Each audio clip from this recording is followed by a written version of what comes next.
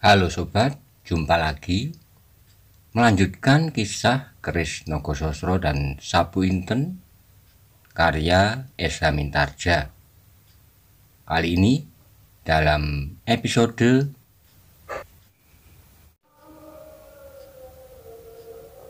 Joko Suko membakar banyu biru. Selamat menikmati. Salam budaya.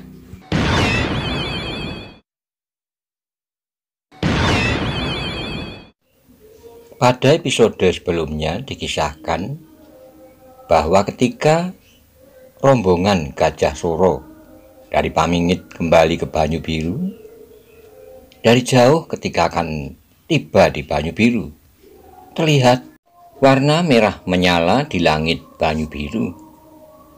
Apakah yang terjadi? Mari kita simak bersama-sama. Monggo kula aturi subscribe, like, komen, soho share, matur nuwun.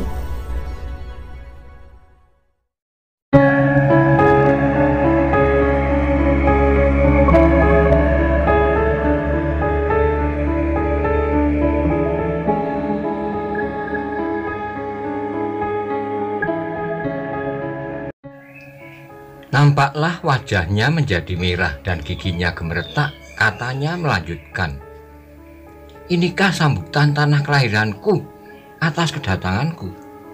Atau tanah ini sudah tidak mau menerima aku kembali?" "Jangan berpikir terlalu jauh, Ger," potong Ki Ageng Pandanalas. "Ada bermacam-macam sebab yang menimbulkan kebakaran. Sebaiknya Ger melihatnya." Ki Ageng Gajah Suro menoleh kepada istrinya. Ia ingin memacu kudanya, namun bagaimana dengan Nyai Ageng itu? Ki Ageng Pandanalas yang sudah tua maklumi, katanya, "Pergilah Ger, sekalian mendahului. Lihatlah apa yang terjadi. Mungkin ada bahaya yang datang, tetapi mungkin juga karena kelengahan sendiri. Biarlah aku mengawani Nyai Ageng Gajah Suro dalam perjalanan yang tinggal beberapa langkah ini." Sekali lagi Gajah Suro mandang istrinya. Ketika istrinya mengangguk, maka berkatalah Gajah Suro, "Aku mendahului, Paman." Gajah Suro tidak berkata-kata lagi. Disendalnya kendali kudanya dan sesaat kemudian kudanya menghambur seperti angin, disusul oleh Aryo Saloko yang tak terpaut 2 langkah di belakang kudayanya. Kemudian di belakang mereka Kebu Kanigoro, Maeso Jenar, Wilis, dan Widuri. Bahkan kemudian dengan gembiranya Widuri berpacu meskipun malam menjadi semakin gelap. "Hati-hatilah Widuri," ayahnya berteriak, memperingatkan Widuri. Menoleh sambil tersenyum, tetapi ia tidak menjawab. Derap kuda itu seperti akan memecahkan selaput telinga, berdetak-detak di atas tanah liat yang berbatu-batu. Meskipun jalan itu tidak terlalu lebar dan naik turun menggelombang di lereng bukit, namun kuda-kuda itu berlari seperti dikejar hantu. Untunglah di langit ada bulan sehingga malam tidak terlalu pekat. Hanya kadang pohon-pohon liar di pinggir jalan melindungi cahayanya yang kuning lemah. Ketika mereka semakin dekat dengan Banyu Biru, nampaklah di hadapan mereka debu yang mengepul tinggi seperti awan tipis menyaput langit. "Itulah mereka," desis Aryo Saloko ketika dilihatnya barisan di muka perjalanannya. Kuda Gajah Suro berlari kencang sekali di belakang barisan Banyu Biru yang ternyata juga telah hampir sampai. Itu ia berteriak, "Beri aku jalan." Barisan itu menepi. Beberapa ekor kuda berlari dengan kencangnya melampaui mereka. Terdengarlah kemudian Gajah Suro berkata, "Api, kalian dengar kentongan 3-3 ganda?" "Ya," sahut Bantaran berteriak, "kami mempercepat perjalanan kami."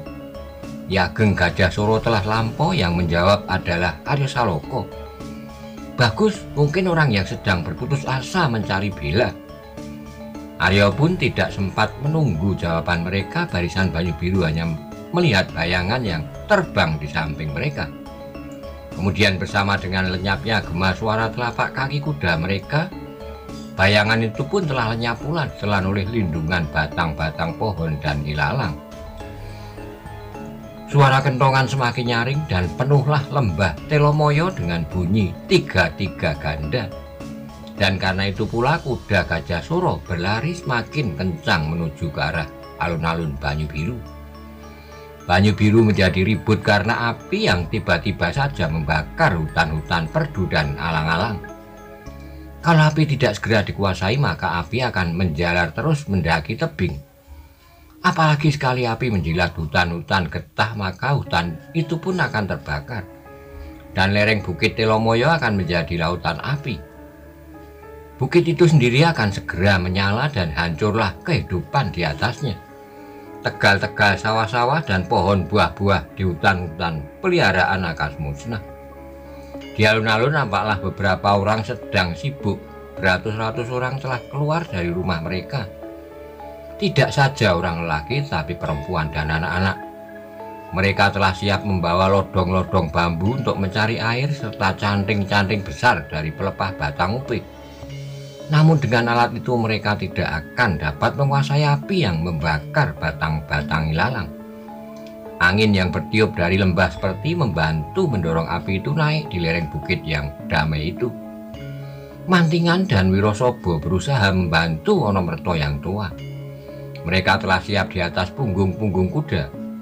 Yang terdengar adalah suara Wonomerto yang lantang. Putuskan daerah ilalang, tebang semua pohon-pohon perdu. Pisahkan daerah api dengan daerah yang masih selamat. Sekarang, orang-orang itu pun berlari-lari. Mereka melemparkan lodong-lodong bambu di tangan mereka. Sedang mereka berlari-lari pulang mengambil sabit, pedang, pacul, dan senjata-senjata tajam. Mereka untuk menebang hutan-hutan perdu dan batang-batang ilalang. Rakyat Banyu Biru menjadi kacau seperti gabah dalam tampian. Mantingan, Wirosobo, dan Wonomerto berusaha untuk menenangkan mereka. Sambil berteriak-teriak mereka memberi petunjuk-petunjuk yang harus dilakukan. Jangan bingung, terdengar suara Mantingan gemuruh. Semua pergi ke lereng, tebang batang-batang ilalang yang belum termakan api, supaya api tidak terus menjalar ke atas. Di sebelah lain, Wirosobo berteriak tinggi. Nah, yang sudah bersenjata di tangan, masing-masing pergi sekarang juga. Jangan menunggu api-api mendalami kalian. Kalian harus menyerbu ke daerah api itu. Wirosobo sendiri mendahului pergi ke lereng Bukit Telomoyo. Dengan kapak raksasanya, ia menebas pohon-pohon perdu seperti menebas rumput-rumput saja.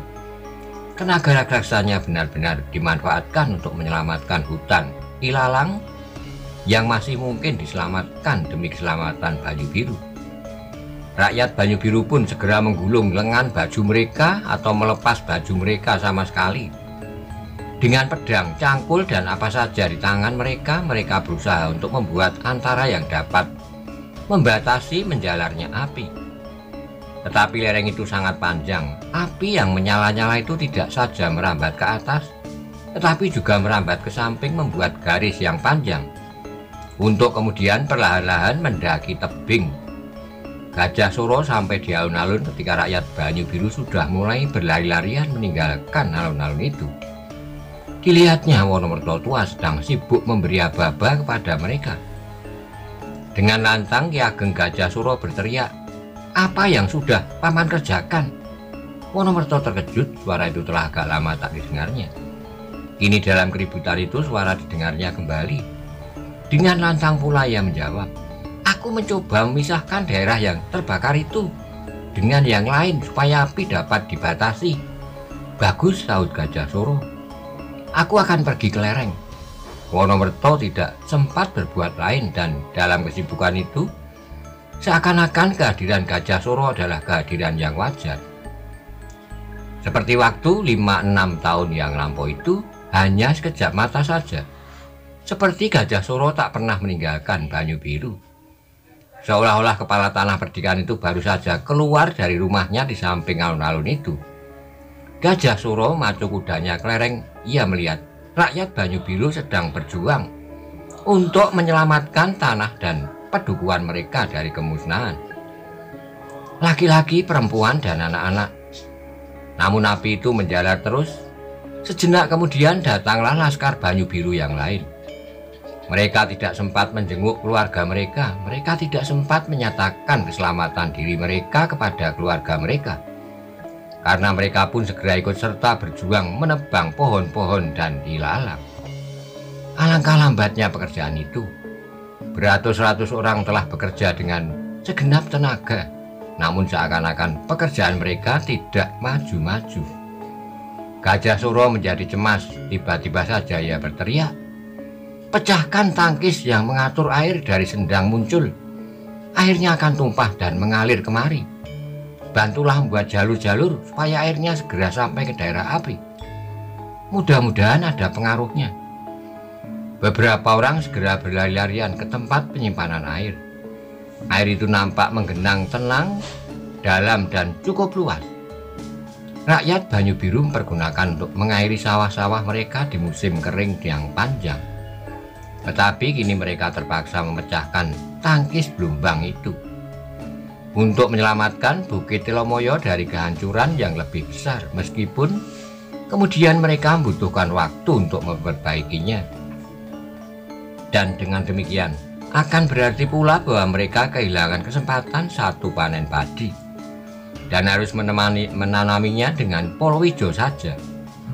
Namun apa yang harus dilakukan sekarang ternyata tak dapat lain daripada mengalirkan air itu ke daerah yang terbakar. Dengan cangkul mereka berusaha memecahkan tangkis batu itu. Satu-satu mereka mendungkelnya dengan linggis dan kapak. Alangkah lambatnya. Aryo menjadi tidak telaten. Segera ia pun berlari ke tempat itu sambil berteriak nyaring meloncat di antara mereka yang sedang sibuk menyobek tangkis batu itu. "Semua minggir, cepat!" Orang-orang yang sedang sibuk itu menjadi heran. Mengapa harus minggir? Bukankah mereka harus memecahkan tangkis batu itu? Tetapi segera mereka berlompatan ketika mereka melihat Aryo Saloka berdiri tegak di atas satu kakinya. Kaki yang lain diangkatnya ke depan, satu tangannya menyelirang di dada. Dan tangan yang lain diangkatnya tinggi-tinggi seperti api yang menjilat-jilat ke udara itu. Dengan penuh tenaga dan kemampuannya, Aryo berteriak nyaring sambil melompat maju. Tangannya itu diayunkan sekeras sekali dan terdengarlah sebuah benturan yang dahsyat. Aji Sosrobirowo menghantam tangkis itu. Maka pecahlah beberapa batu dan terlontar berserakan. Air dalam waduk itu bergolak kemudian terlontar keluar lewat lubang yang dibuat oleh Aryo Saloka. Suaranya bergemuruh seperti pasukan yang berbaris menyerbu musuh. Aryo segera melompat menghindari air itu. Demikian juga beberapa orang yang berdiri keheran-heranan melihat tandang anak muda itu. Di antara mereka yang menjadi keheran-heranan adalah Ki Ageng Gajah Suro sendiri. Di samping harapannya yang tumbuh karena air yang melimpah itu, sehingga akan dapat mempengaruhi api yang sedang menyala-nyala, ia pun menjadi heran melihat tandang anak itu benar-benar di luar dugaannya. Sosrobirowo itu benar-benar mencengangkan. Agaknya Aryo dapat menerapkan ilmunya tidak saja untuk melawan musuh dan membinasakannya, namun kini menggunakannya untuk keselamatan daerah Banyu Biru dari bahaya api. Air itu mengalir seperti seekor naga dengan cepatnya meluncur ke lereng. Beberapa orang sibuk membuat jalur-jalur untuk mengatur arahnya, sehingga dapat mencapai api yang sedang berkobar itu. Lereng Bukit Telomoyo itu menjadi semakin ribut. Orang-orang berlarian kian kemari. Anak-anak yang ikut menebas batang-batang ilalang sudah menjadi ketakutan. Karena api seakan siap untuk menerkam mereka, namun air yang mengalir dari Blumbang akan sekedar membantu mereka. Maiso Jenar dan Kebu Kanigoro pun ikut sibuk pula membantu mereka. Mereka berlompatan dengan pedang di tangan mereka menebangi pohon-pohon perdu. Tetapi tiba-tiba Maiso Jenar tertarik pada asap yang mengepul di udara. Dilihatnya asap yang bergulung-gulung kehitam-hitaman. Saat dia berdiri, ia tegak mengamati asap itu. Ketika ia menoleh ke arah Kebu Kanigoro, maka Kebu Kanigoro pun mengangguk. Dengan berlari-lari Maiso Jenar pergi mendekatinya sambil berbisik, "Kakang, aku melihat asap minyak. Entahlah apakah minyak kelapa jarak atau minyak kelentreng. Tetapi aku melihat sesuatu yang tidak pada tempatnya. Aku Aku berpikir demikian sejak tadi, jawab Kebu Kanigoro. Marilah kita lihat, jawab Maiso Jenar. Aku ikut. Tiba-tiba suara kecil menyaut di belakang mereka. Ketika mereka menoleh, mereka melihat Endang Widuri tersenyum. Sedang di sampingnya berdiri Roro Wilis. Sekali lagi Maiso Jenar mandang berkeliling, beratus-ratus orang sibuk bekerja dengan penuh tenaga. Tenaga kami tak seberapa membantu di sini, Kakang, kata Maiso Jenar. Bagi kami lebih penting melihat sumber kebakaran ini. Kebu Kanigoro tidak menjawab. Dengan tergesa-gesa yang melangkah ke arah kuda-kuda mereka terlambat. Maiso Jenar, Endang Widuri, dan Roro Wilis segera mengikutinya rapat di belakangnya. Saat kemudian 4 ekor kuda menderu dengan lajunya, tak seorang pun yang menaruh perhatian atas kuda-kuda itu. Karena mereka sedang tenggelam dalam usaha menarik garis pemisah antara api dan tanah mereka. Kebu Kanigoro, Maiso Jenar, Roro Wilis, dan Endang Widuri segera mencari jalan melingkari api yang sedang menyala-nyala itu, menuju ke tempat asap hitam yang bergulung di udara. Dari tempat itulah aku kira api menyala, kata Maiso Jenar. Ya, jawab Kebu Kanigoro singkat. Kuda mereka berpacu terus, semakin lama semakin cepat.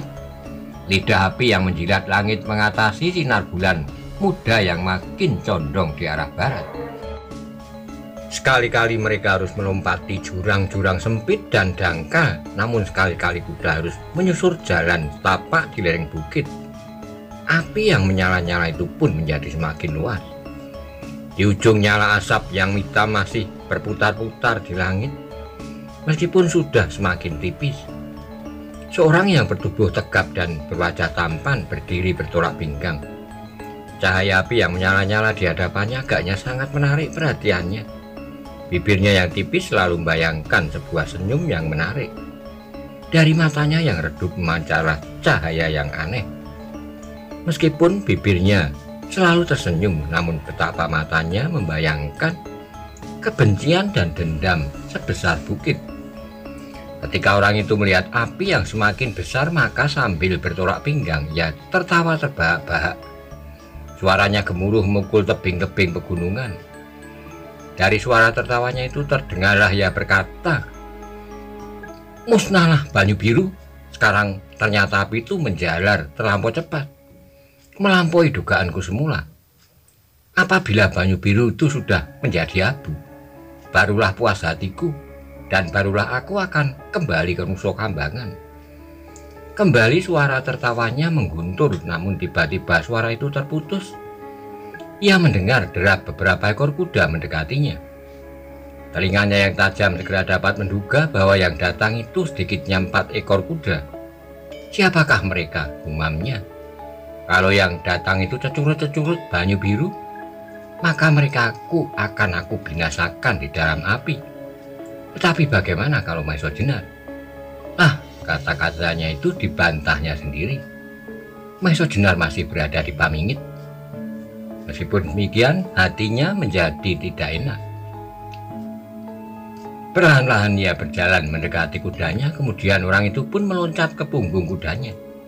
Lebih baik aku menyingkirkan siapapun yang datang. Dan segera kudanya itu pun dilarikannya, tetapi mata Maiso Jenar dan Kebu Kanigoro yang tajam itu bergerak menjauhi api. Itulah dia, desis Maiso Jenar, dan dengan serta-merta dengan pangkal kendali kudanya dilecutnya habis-habisan, sehingga kuda itu berlari seperti gila. Di sampingnya Kebu Kanigoro pun mempercepat lari kudanya, sedang Endang Widuri menjadi gembira.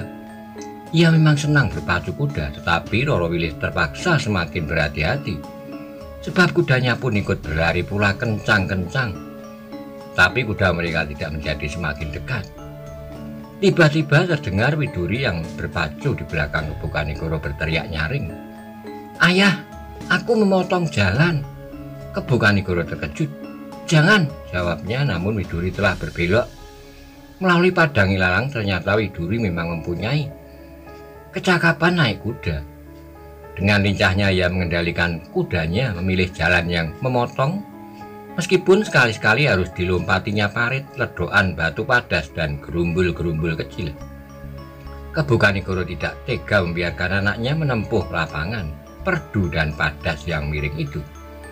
Karena itu pun ia berpacu di belakang anaknya, sedang Maiso Jenar dan Roro Wilis tetap menempuh jalan semula. Sebab mereka tidak mau buruannya kali ini lepas, ternyata Widuri cakap memperhitungkan waktu. Ia berhasil motong kejarannya beberapa langkah. Dengan satu lompatan panjang, kudanya menjejakkan kakinya. 5 langkah saja di hadapan kuda buruannya. Kuda Widuri itu masih maju lagi beberapa depa sebelum ia berhasil menghentikannya. Namun kehadirannya yang tiba-tiba itu telah mengejutkan kuda buruannya, sehingga kuda itu melompat berdiri di atas kaki belakang dan meringkik-ringkik. Penunggangnya berusaha untuk menguasainya. Ternyata penunggangnya itu benar-benar cakap, sehingga sejenak kemudian kembali ke arah yang dapat dikuasainya dan dipacunya untuk berlari ke arah yang berlawanan.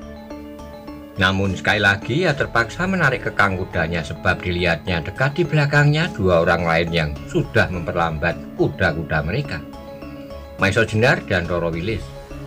Akhirnya orang berkuda itu tidak dapat melepaskan dirinya lagi. Di sekelilingnya duduk tegak di atas punggung kuda Kebu Kanigoro, Endang Widuri, Maiso Jenar dan Roro Wilis. Namun meskipun demikian orang itu masih tersenyum, senyum iblis. Berdirilah segala bulu kuduk Roro Wilis melihat senyum itu. Ia sebenarnya tidak takut menghadapinya, tetapi perasaan aneh selalu menyentuh-nyentuh hatinya apabila melihat wajah itu. Jangankan melihat dan berhadapan muka, sedang mengenang senyum itu saja pun hatinya berdebar-debar. Saat suasana menjadi sepi, nyala api di kejauhan jatuh di atas tubuh-tubuh mereka, mewarnai wajah mereka dengan warna-warna merah yang bergerak-gerak. Dan dalam kesepian itu terdengar Maiso Jenar menggeram. "Kok agaknya Joko Soko?" Orang berkuda itu yang tidak lain adalah Joko Soko menarik senyumnya lebih lebar lagi, jawabnya. "Ya, kenapa? Kau tahu akibatnya dari perbuatanmu itu?" tanya Maiso Jenar.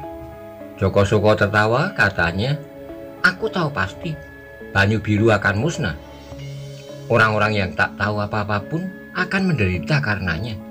Perempuan dan anak-anak," desak Maiso Jenar. "Aku tahu pasti," sahut Joko Soko. "Dan itulah tujuanku. Juga perempuan dan anak-anak," potong Endang Widuri. "Ya, semua yang hidup di atasnya," jawab Joko Soko. "Setan," desis Widuri. Sekali lagi Joko Soko tertawa, katanya, "Apa pedulimu terhadap perempuan dan anak-anak Banyu Biru? Aku sama sekali tidak berkepentingan dengan mereka. Dan kini aku telah menyaksikan pertunjukan yang mengasihkan. Perempuan dan anak-anak Banyu Biru menangis melolong-lolong ketakutan." Sekali lagi suara tertawa ular laut itu menggetarkan udara lembah yang lembab namun panas itu. Panas karena nyala api di lereng Bukit Telomoyo. Panas karena hati yang terbakar oleh kemarahan. "Kok salah sangka?" terdengar suara Kebu Kanigoro datar. "Perempuan dan anak-anak di Banyu Biru tidak menangis dan melolong-lolong dan berlari-larian kian kemari. Tetapi mereka sedang bekerja keras menebang batang-batang ilalang untuk menghentikan apimu yang menyala-nyala itu." Joko Soko mengerutkan keningnya, seleret pandang nampaklah wajahnya menjadi kecewa. Tapi kemudian sekali lagi tertawa. "Kau bermimpi agaknya. Perempuan dan anak-anak sekarang sedang menangis dan putus asa. Kau sedang berusaha memuaskan hatimu sendiri dengan angan-anganmu," sahut Kebu Kanigoro. Sekali wajah itu menjadi tegang. "Nah, sekarang ikut kami. Mintalah maaf pada rakyat Banyu Biru," kata Maiso Jenar. Mendengar kata-kata itu, tiba-tiba Joko Soko tertawa nyaring, jawabnya, "Sejak kapan kau menjadi pengecut, Maiso Jenar? Kau tidak berani menangkap sendiri, bahkan berempat. Kau coba membujuk aku, nanti beramai-ramai menangkap bersama-sama Laskar Banyu Biru." Maiso Jenar menarik napasnya, kata-kata itu benar-benar menusuk perasaannya. Namun ia sadar bahwa kata-kata itu terlontar karena kekerdilan Joko Soko yang pasti sudah mengakui ia akan tak dapat melawan. Joko Soko sendiri mengetahui bahwa Maiso Jenar telah berhasil membunuh Simorudro. Belum lagi Maiso Jenar menjawab, "Berkatalah Joko Soko, atau kalian ingin menangkap aku hidup-hidup atas permintaan gadis ini?" Hati Roro Wilis berdesir, kata-kata itu benar-benar memuakkan. Apalagi ketika Joko Soko meneruskan sambil tersenyum dengan mata yang redup. Akhirnya kaulah yang mencari aku, Wilis. Jangan membual, potong Roro Wilis. Suaranya bergetar karena marah. Namun tiba-tiba terdengar Endang Widuri tertawa pula, katanya. Nah, kau benar Paman Soko. Hampir tiap hari Bibi Wilis bermimpi tentang kau. Tentang seekor ular laut yang berwajah tampan. Semua orang menoleh ke arahnya dan semua mata memandangnya dengan tajam. Namun Widuri masih tertawa-tawa saja sambil berkata terus. Apakah kau juga bermimpi tentang Bibi Wilis, paman yang baik? Joko Soko kini tidak lagi tersenyum. Ia mandang gadis itu dengan tajamnya seakan biji matanya hendak melontar keluar. Tetapi kata-kata Widuri meluncur terus. Alangkah indahnya bulan di awan, alangkah tampannya ular laut dari Nusa Kambangan. Hei paman, tidak saja Bibi Wilis tergila-gila padamu, aku pun juga tidak pernah melupakanmu. Sayang rakyat Banyu Biru sedang mencari tumbal untuk memperbaiki tangkis yang pecah, karena airnya dialirkan untuk memadamkan apimu. Dan tumbal itu adalah ular laut yang berwajah tampan. Sehingga mimpi kami berdua tentang Paman Soko tak akan pernah kami alami lagi. Tutup mulutmu, bentak Joko Soko marah. Namun sekarang Widurilah yang tersenyum, jawabnya. Jangan marah paman. Paman lebih tampan kalau paman sedang tersenyum dan memandang Bibi dengan mata yang redup. Gila kau, bentak Joko Soko dengan marahnya. Tetapi ia sadar bahwa ia berada di antara 4 kekuatan yang tak akan berlawanan. Widuri masih tertawa, bahkan tertawanya menjadi berkepanjangan. Ternyata Joko Soko yang mencoba membuat Roro Wilis marah menjadi marah sendiri. Katanya kemudian, nah seharusnya Paman Joko Soko yang disebut ular laut dan Nusa Kambangan menjadi bergembira. Bukankah akhirnya Bibi Wilis yang mencari paman? Joko Soko menjadi benar-benar marah sehingga tubuhnya bergetar. Ia tidak mau mendengar lagi gadis itu berkicau, karena itu ia berteriak. Maiso Jenar, apakah maksudmu menyusul aku? Jawabnya sudah kau ketahui Joko Soko, jawab Maiso Jenar. Ya, jawab Joko Soko. Menangkap aku hidup atau mati? Kurang tepat, potong Maiso Jenar. Kami ingin membawa kau kepada rakyat Banyu Biru. Mintalah maaf pada mereka. Kau akan tetap hidup, mungkin kau harus menjalani hukumanmu. Tetapi kau tidak akan mati seperti seekor tikus di tangan kucing yang ganas. Kalian akan hukum aku, kata Joko Soko. Senyumnya tiba-tiba mulai menghias bibirnya kembali. Bukan kami, sahut Maiso Jenar. Kami tak memiliki tempat-tempat untuk menghukum orang. Kalau perlu kau dapat kami titipkan ke Demak, dan di sana kau akan mendapat perlakuan yang baik. Kau benar-benar seorang prajurit yang bijaksana, Maiso Jenar. Kau berusaha menegakkan tatanan pemerintahan sebaik-baiknya, kata Joko Soko. Tetapi aku akan menyesal apabila tatanan itu kau terapkan pada diriku. Sebab tak ada tempat untuk menyimpan aku hidup-hidup. Maiso Jenar bergumam. Jangan keras kepala. Kembali ular laut itu tertawa. Sekarang letakkan saja. Apakah maksud kalian? Sudah kami jawab, jawab Maiso Jenar. Desis Joko Soko. Sekarang lakukanlah, tangkaplah aku. Joko Soko, kata Maiso Jenar.